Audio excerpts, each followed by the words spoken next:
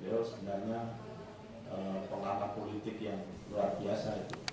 Semua survei termasuk survei politik boleh salah, tetapi tidak boleh bohong. Hal itu ditegaskan peneliti ahli utama BRIN Prof. Dr. R. Siti Zuhro MA dalam Bincang Politik Nasional dan rilis hasil survei opini publik Jawa Timur.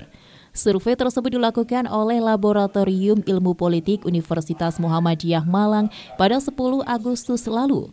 Adapun survei tersebut dilakukan di Jawa Timur dan diperoleh dari koresponden yang beragam. Turut hadir sebagai pembicara, pengamat politik dan guru besar ilmu politik UNAIR, Profesor Dr. Kacung Marijan MA PhD. Diskusi menarik itu juga mengundang sederet perwakilan berbagai partai politik seperti PDIP, PKB, Demokrat, PKS, dan partai lainnya. Lebih lanjut, Zuhro menegaskan bahwa dirinya sebenarnya tidak begitu menyukai survei politik. Apalagi lembaga-lembaga survei seringkali tidak transparan dengan siapa yang mendanai. Ia juga tertarik dengan hasil-hasil survei Laboratorium Politik UMM karena ternyata korespondennya didominasi oleh warga Nahdlatul Ulama. Namun sayangnya Muhadjir dirasa terlalu kalem dan harusnya bisa lebih lincah. Zuhro menilai Muhammadiyah memiliki banyak SDM yang bisa bersaing, tetapi tidak muncul nama di kancah politik.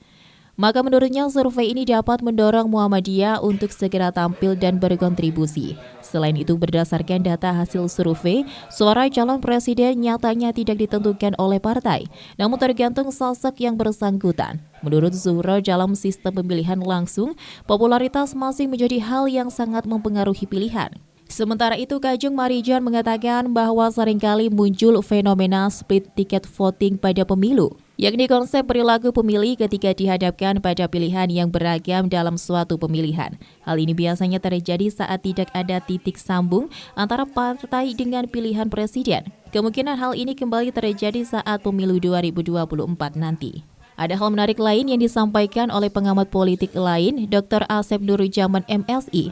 Dari hasil survei, ia menilai bahwa muncul keinginan dari masyarakat agar kader Muhammadiyah bisa muncul ke permukaan. Salah satu yang sedang hangat adalah Muhadjir Effendi.